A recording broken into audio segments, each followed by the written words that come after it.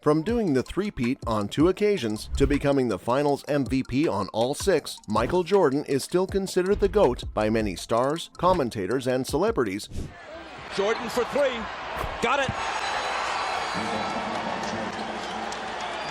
Jordan with 5. Just like the modern-day beast, Zion Williamson. When asked about the GOAT debate, he had a really simple answer. He chose Michael Jordan over LeBron James, despite coming from an era where LeBron was the dominant force. And his reasoning was also very simple and straightforward. Zion believes that Jordan's his GOAT because that's what my parents taught me, and as far as his personal opinion is concerned, MJ will be the GOAT always. Not a bad start, huh? Just look at MJ's impact, even after all these years.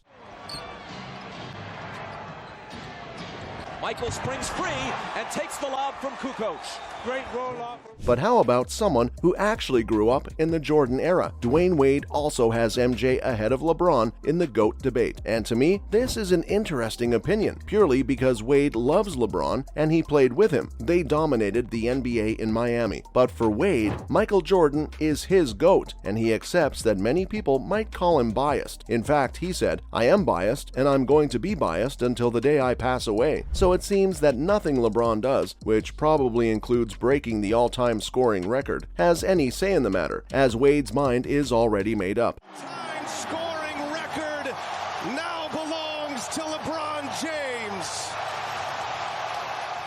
Moving a little further back in history, we've got Penny Hardaway, someone who played against his airness. And I don't need to tell you what the 4-time NBA All-Star thinks, right? Hardaway's completely sold on MJ, but he leaves a tiny window open for LeBron to make a run, as he said that MJ is the current GOAT, but LeBron's not too far behind. I'd say the all-time scoring record will play a part in Hardaway's analysis, and this is one that should be visited when LeBron retires. But at the same time, Hardaway's not someone who enjoys comparing these guys, so it might be a difficult conversation.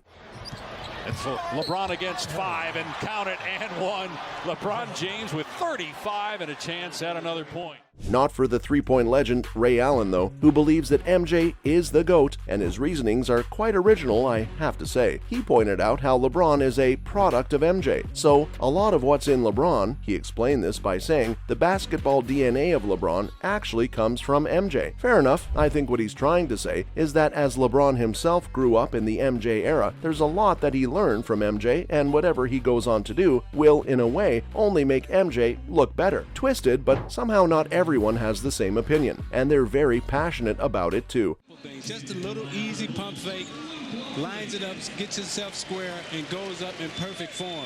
That's what makes him the great. Yeah, I'm talking about Chuck, as he wasn't having any of these MJ-LeBron comparisons. In fact, he thinks that LeBron's closer to what Magic Johnson was like instead of MJ, and believes that the closest anyone ever got to replicating MJ on the court was Kobe Bryant. I mean, I get what he's saying. Kobe really copied everything that MJ did, and was pretty much the next best thing. That's why Barkley firmly holds the opinion that LeBron is not the GOAT, and he's not even close. With 25. Clippers needed that one badly. James with an answer.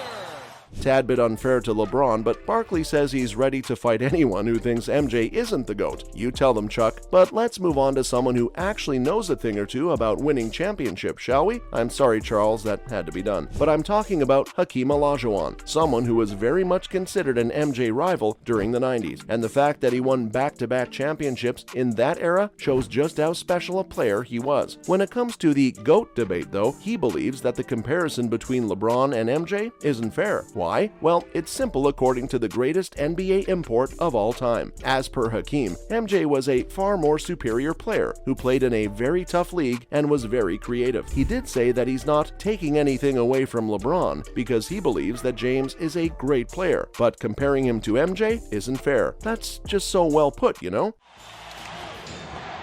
Jordan pulls up and connects. 25 for MJ.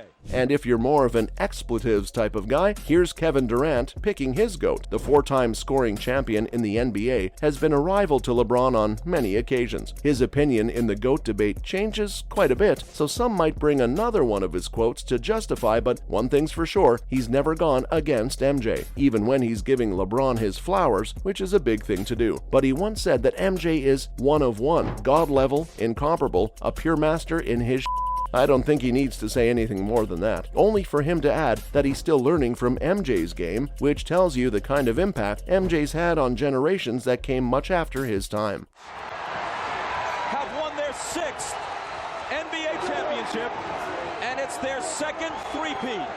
The next former player on the list who believes MJ's the GOAT won't surprise anyone. So, any guesses? He won a ring in the late 2000s. Yep, that's right, Kevin Garnett. The Boston Celtics legend was another one of those fanboys who grew up in the late 80s and 90s watching MJ tear up the league. There was no way in hell he was going to go against Jordan in the GOAT debate, and he has a fantastic reason for it too. He believes that just like Magic Johnson and Larry Bird were credited for saving basketball, MJ did the same. He pointed out how kids were coming to camp overweight, and MJ started the fitness routine and saved basketball when it was about to be lost.